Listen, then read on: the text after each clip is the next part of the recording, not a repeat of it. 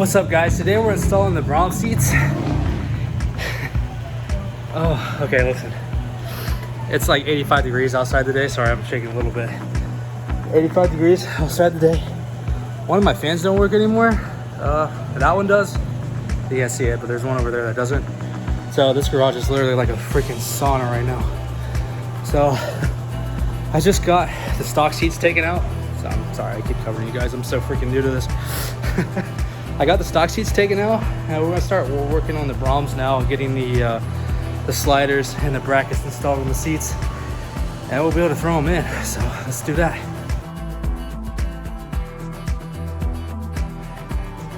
All right, guys. So I recorded pretty much the intro and kind of the introduction to what we were doing. It's been about 3 days now. Unfortunately, that's how this stuff usually goes. After figuring out what I need to do and how I need to do it, it's actually going pretty smoothly now. I did some research and I wasn't getting the seat to go all the way back like I wanted to, which also I didn't film any of that. So I'm going to make up for that in the passenger seat to kind of let you know how to install these and what to do. And I'm gonna show you what happened to me, and what, if it happens to you, you could fix it as well. It wasn't really that big of a deal. One of the sliders just got stuck, and I was looking it up, and I thought maybe I was hitting on the back bolts. People said they put spacers in between the sliders and the brackets to prevent that. I don't think that's actually what was happening to me, but I did that anyways.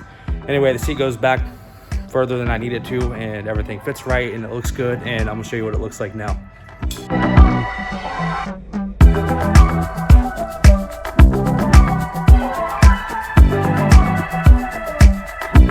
Another quick little thing to add in there, because I realized I actually never showed you guys what happened to the sliders.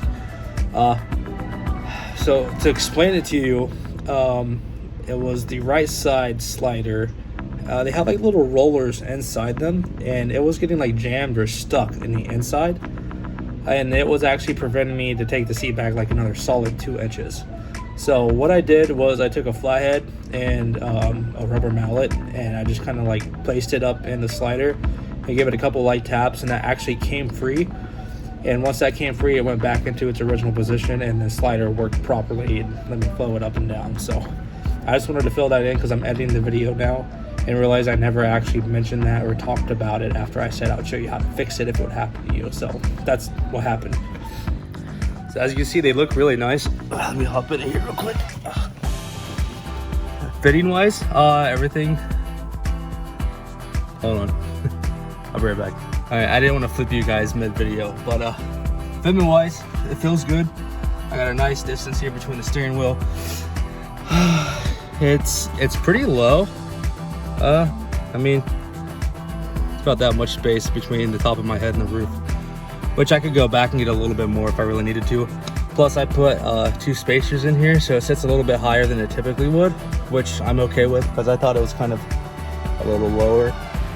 A little too low for me, being used to the stock seats and whatnot. But it definitely does sit lower than the stock seats, that's for sure.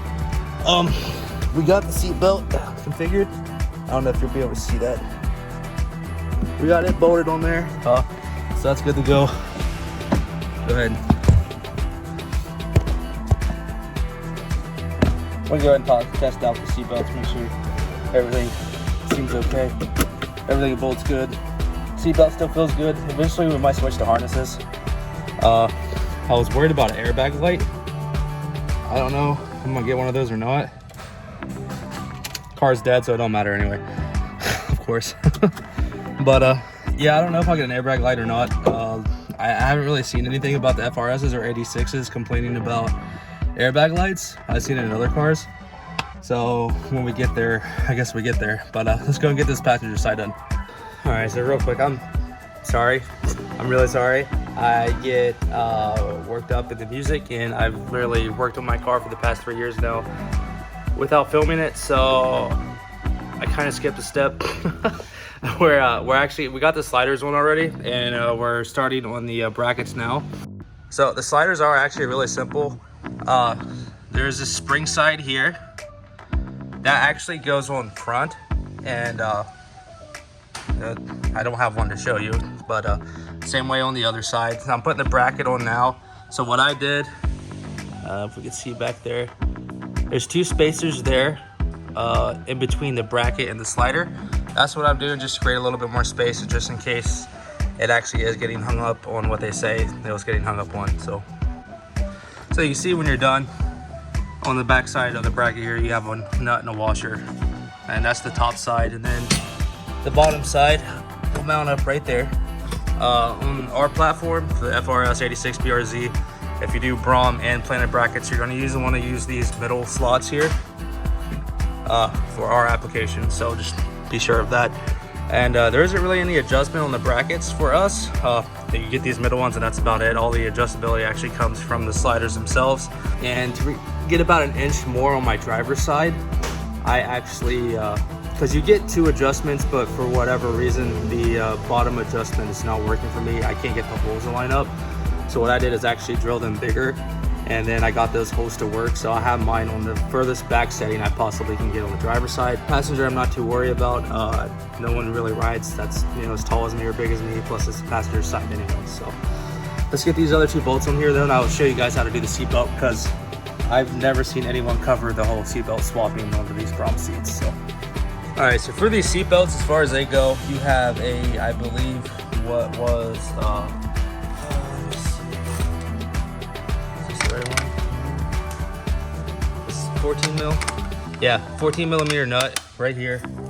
Once that comes off, this will come off, and then you have this wire that runs down underneath. Let me show it to you real quick. All right, so the passenger side is a little different. The wire runs down through here and then into there where it connects.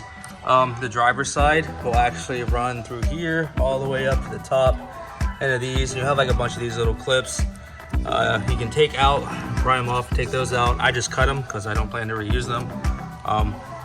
But yeah, and so I'm just gonna take this tape off, and I think that's the only thing holding me on there, and then I can go ahead and take the seatbelt off. But if you bought the planted seat brackets, they're going to come with this little side mount here, and this right here is where you're going to mount your seatbelt.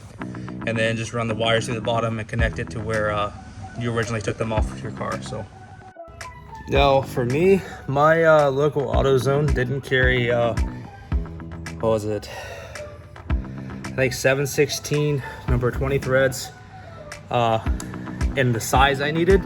So I actually ended up switching up, and I went with these M10s, which are pretty close. I probably could have went with an M12, and it probably would have been a little bit better.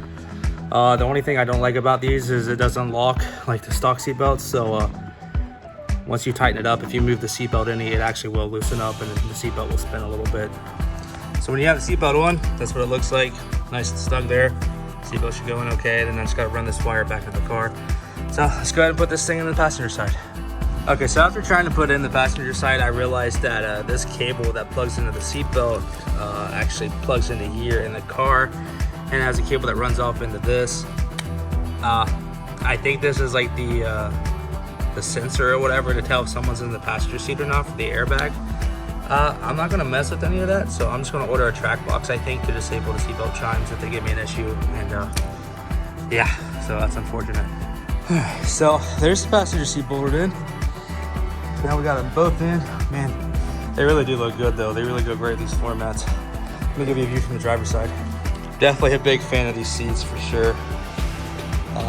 Can't really see through the reflection there. But yeah, they look killer.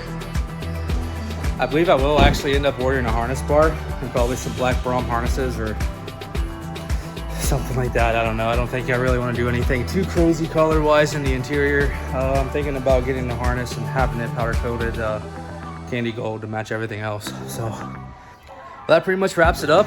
That's everything we plan to do this time. Seats are in. Be sure to tune in next week. We're going to be doing some extended wheel studs in the rear with some 15mm slip-on spacers. And then after that, it's alignment time, and then we're ready to roll. So as always, thank you guys for watching. Be sure to like and subscribe, and we'll see you next time. Peace.